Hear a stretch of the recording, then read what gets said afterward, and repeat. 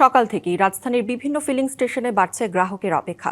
এ নিয়ে আরও জানাতে রাজধানীর বিজয় সরণি এলাকা থেকে যুক্ত হচ্ছেন সহকর্মী আরিফুল ইসলাম। আরিফ, সরকারের পক্ষ থেকে তো বলা হচ্ছে যে জ্বালানির পর্যাপ্ত মজুদ আছে এবং পরিকল্পনা অনুযায়ী যদি ব্যবহার করা যায় তাহলে সংকট মোকাবেলা সম্ভব, কিন্তু পাম্পে গেলে দেখা যাচ্ছে ভিন্ন চিত্র। এ ব্যাপারে গ্রাহকরা এবং মালিক পক্ষ কি বলছে সব মিলিয়ে জানতে চাই। নিশ্চয়ই গ্রাহকরা বা ভোক্তা যারা আছেন তারা কিন্তু বরাবরই বলছে যে একটা সিন্ডিকেটেড একটা বহিঃপ্রকাশ এই সংকট তৈরি করার জন্য, কৃত্রিম সংকট তৈরি করার জন্য। যেহেতু সরকার বারবার বলছে যে জ্বালানি তেলের মজুত রয়েছে, পর্যাপ্ত মজুত রয়েছে, তারপরেও এত সংকট কেন? আর ভোগান্তির কথা যদি আপনি তুলে ধরতে চাই আমি, সেক্ষেত্রে এই যে ব্যক্তিগত গাড়িগুলো যেগুলো দেখছেন, তারা কিন্তু গতকাল রাতে এখানে এসেছেন এবং কি তারা মহাখালী পর্যন্ত তাদের লাইনে যে সিরিয়াল ধরেছিলেন বা লাইনে যারা ছিলেন মহাখালী পর্যন্ত, সেই মহাখালী থেকে আস্তে আস্তে রাত 8টা পর্যন্ত এই বিজয় সরণির যে ট্রাস্ট ফিলিং স্টেশন রয়েছে সেখানে আসা পর্যন্তই কিন্তু তেল শেষ হয়ে গেছে। তারা বাধ্য হয়ে এখানে নিরুপায় হয়ে কিন্তু দীর্ঘ সময় অপেক্ষা করছেন গতকাল রাত 8টা থেকে। আপনি দেখতে পাচ্ছেন তাদের ক্লান্তময় জীবন, তাদের যে এই যে ভোগান্তিটা আসলে শেষ পরিণত হয়েছে ফুটপাতে পেপার বিছিয়ে তারা কিন্তু অনেকেই বলা যায় যে গল্প সল্প করছেন, আড্ডা দিচ্ছেন এবং কি বসে পড়েছেন, কেউ শুয়ে পড়েছেন। এভাবেই আসলে সময় তারা পার করছেন। তাদের একটাই কথা যে আজকে তারা এই 8 ঘন্টা 9 ঘন্টা সময় 8 ঘন্টা 9 ঘন্টা সময় তারা অপেক্ষা করছেন। কালকে থেকে সেই অফিসে সময় দিবেন না, তারা এই তেলের জন্য এই সময় দিচ্ছেন। সেটা আসলে তারা হতাশা বা মাথায় হাত পড়ে আছে। দেখুন আপনি প্রত্যেকেই তারা দীর্ঘ সময় তারা কিন্তু অপেক্ষা করছেন এবং কি কেউ বিভিন্ন জেলা থেকেও এসেছেন। আমি যদি একটু বলতে চাই, আপনি কোত্থেকে এসেছেন তেলের জন্য? অ্যান্টি স্লিপার টেকনোলজি ও সফট টেক্সচার টাইল, নরম ঘাসের স্পর্শ, সাপোর্ট গ্রাস ম্যাট, নান্দনিকতার ছোঁয়া। আমি আসলে মূলত আমার হোমটাউন সিরাজগঞ্জ থেকেই আসছি, ঢাকার বাসা এখানে ধানমন্ডিতে। তো বেসিক্যালি আমি সিরাজগঞ্জে তেল পাইনি, সিরাজগঞ্জে তেলের অনেক রাশ ছিল। তো পরে আমি ভাবছি টাঙ্গাইল থেকে নিয়ে নিব। তো টাঙ্গাইলে কোনো পাম্পে তেল পাইনি। পরে সাভারে চেষ্টা করছি, সাভারেও পাইনি।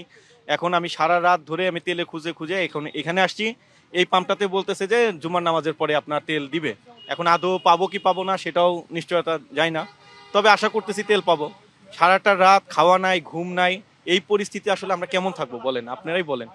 পরিস্থিতিটা এত পরিমাণ এমন চালক কিন্তু অনেকেই আছেন এখানে, যারা নাকি দীর্ঘ সময় অনেকেই রাস্তায় তারা খাবার রাত্রি যাপন করছেন, খাবার খাচ্ছেন, রাস্তাতেই সময় কাটাচ্ছেন। একটু বলতে চাই যে এই যে তেলের জন্য যদি আপনি 7-8 ঘন্টা সময় দিয়ে থাকেন, তাহলে অফিসের জন্য আসলে কতটুকু সময় বরাদ্দ রেখেছেন আপনি? আসলে আমার কাছ থেকে যেটা মনে হয় যে অফিসে যতটুকু সময় দেয় তার থেকে বেশি সময় দিচ্ছি তেল নেওয়ার জন্যে।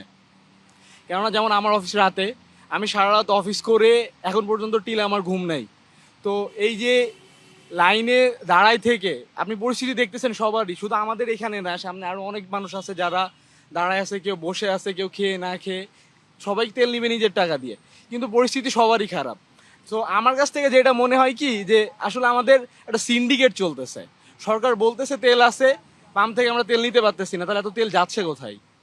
সরকার তো বলতেছে তেল আছে, তাহলে অবশ্যই একটা সিন্ডিকেট আছে। হয়তো তারা তেল আটকে রাখছে দাম বাড়ানোর জন্য, তাদের লক্ষ্য একটাই যে হয়তো বা কয়েকদিন পরে তারা তেলের দাম বাড়াই দিবে, যাতে হ্যাঁ হ্যাঁ এক্স্যাক্টলি ভোগান্তিটা যেন না হয় মানুষের মাঝখানে। কেননা ফার্স্টে থেকে শুনতেছি যে তেল মজুদ আছে, প্রচুর তেল আছে, কিন্তু মানুষের ভিতরে যে ক্রেজটা সৃষ্টি করছে যে তেল পাওয়া যাচ্ছে না, তেল পাবে না, এই যে শত শত মানুষের গাড়ি। Thank you. শুনছিলেন করে যে আসলে এই যে গাড়ির লাইনগুলো দেখছেন, সেগুলো কিন্তু গতকাল রাত থেকেই অপেক্ষা করছেন। আসলে আজকে তেল না পেলে হয়তোবা এই গাড়িগুলো ঠিক এই জায়গাটিতেই অবস্থান করবে, কারণ এখান থেকে অন্য কোথাও যাওয়ার মতো পর্যাপ্ত যে তেল থাকার কথা, সেই তেলগুলো কিন্তু এই প্রত্যেকটা গাড়িতে নেই। সেই চালকরাই কিন্তু আমাদের সঙ্গে কথা বলেছেন, এমনকি তারা এটাও বলছেন যে 8 ঘন্টা 10 ঘন্টা তারও বেশি সময় ধরে তেলের জন্য বসে থাকবে না আগামীকাল অফিস করবে, বা অফিস টাইমটুকু আসলে কীভাবে কী করবে, সেই বিষয়টা আসলে সরকারের একটু ভাবা উচিত, বা কোনো ধরনের পরিকল্পনা আছে কিনা সেই বিষয়গুলো তাদেরকে জানিয়ে দেওয়া উচিত বলে মনে করছেন এই চালক বা ভুক্তভোগীরা। এই ছিল এখান থেকে করি সবশেষ। আরিফ, ধন্যবাদ আপনাকে।